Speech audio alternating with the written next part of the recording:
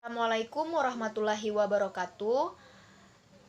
Apa kabar anak-anak semuanya? Apakah sehat semuanya?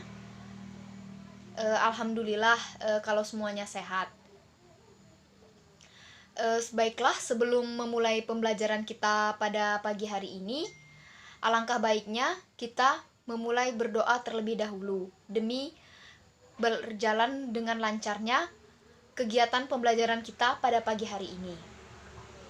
Kepada ketua kelas, silahkan untuk dipimpin doanya terlebih dahulu.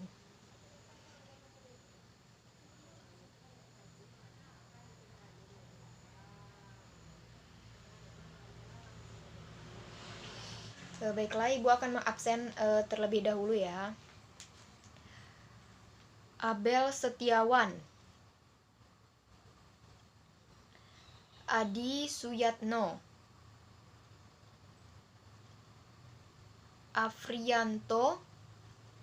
Ini Afrianto ini kemana ya? Ini sudah banyak sekali ya, dia sering tidak hadir. Alfa.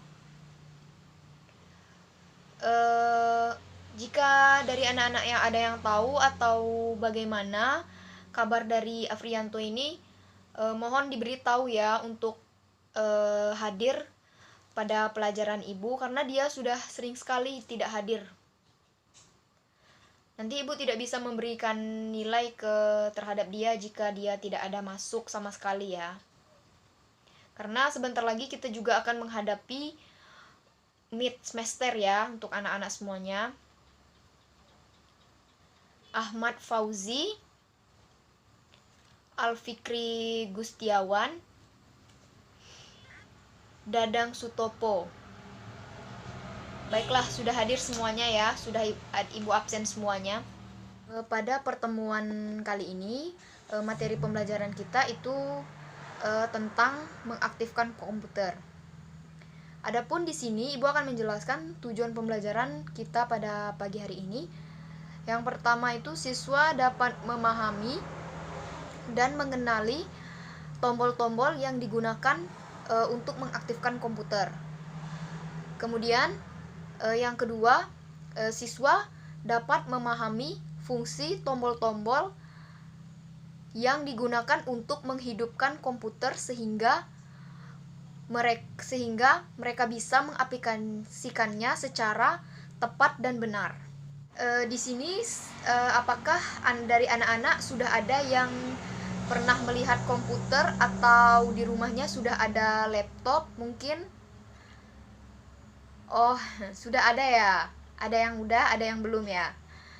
Baiklah, di sini kita akan membahas tentang bagaimana cara mengaktifkan komputer.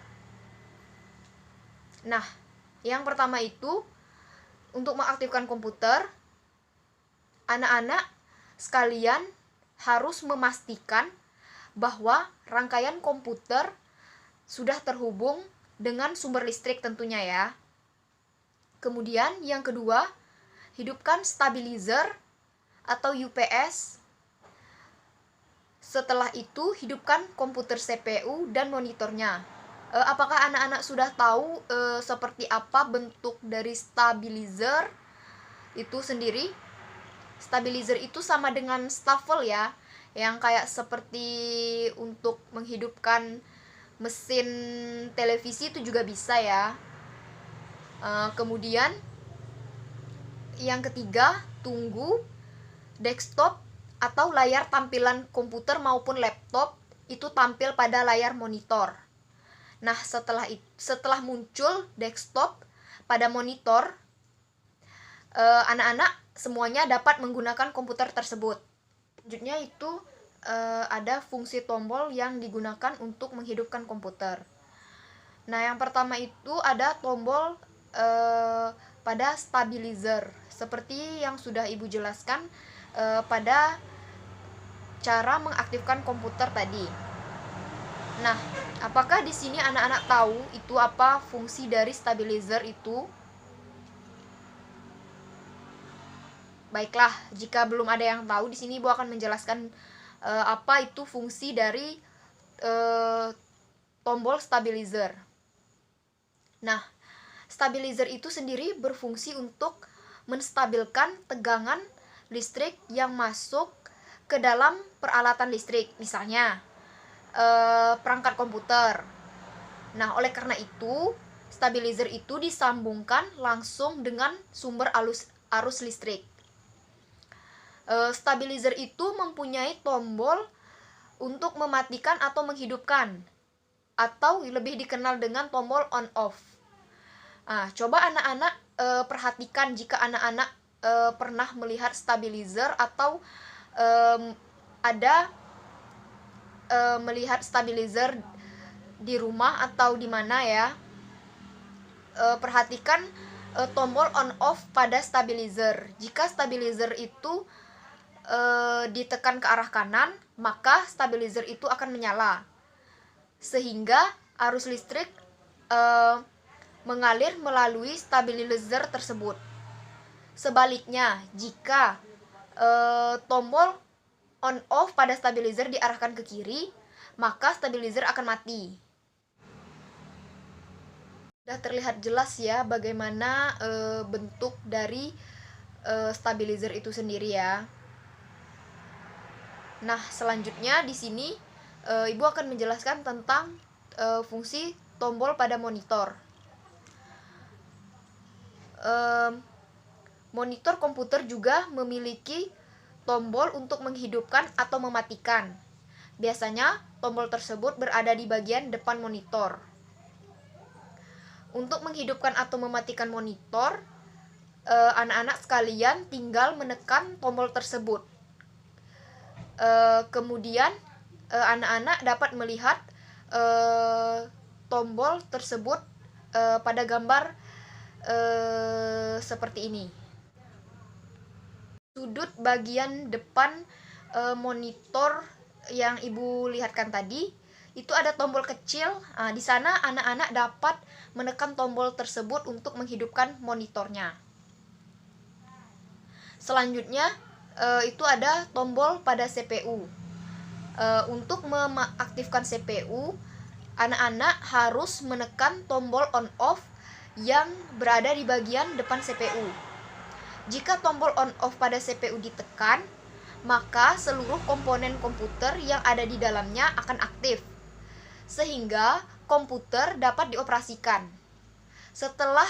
Selain tombol on off, pada CPU juga terdapat tombol restart yang berfungsi untuk merestart komputer. Misalnya komputer yang anak-anak gunakan itu agak seperti lemot atau ngehang ya. Nah, anak-anak dapat merestart komputer tersebut untuk memulihkan sistem operasinya. Nah, di sini ada terdapat gambar dari CPU itu. Selanjutnya materi yang terakhir itu ada tentang fungsi dari mouse. Mouse ini memiliki begitu banyak fungsi ya. Itu yang pertama, untuk menjalankan suatu program. Nah, mouse ini memiliki peranan yang sangat penting untuk menjalankan suatu program yang terdapat pada komputer. Selain itu juga mouse ini dapat digunakan untuk membuka file. Kemudian yang kedua itu untuk memilih objek. Dengan menggunakan mouse, kita akan lebih mudah untuk memilih file atau program yang kita inginkan. Selanjutnya itu untuk melakukan drag and drop. Drag and drop di sini maksudnya adalah merupakan salah satu fungsi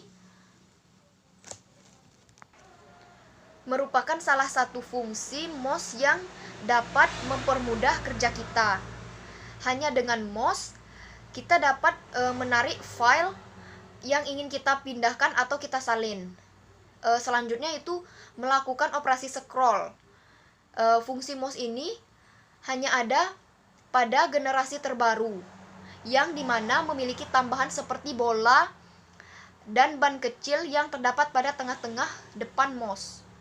Dengan bagian ini, scrolling yang biasa digunakan untuk menjelajah suatu halaman ketika sedang melakukan browsing di internet. Selanjutnya operasi scroll pada mouse ini juga menggantikan tanda panah ke bawah atau arrow pada keyboard. Selain itu juga, fungsi mouse ini juga bisa digunakan untuk menurunkan atau menaikkan volume.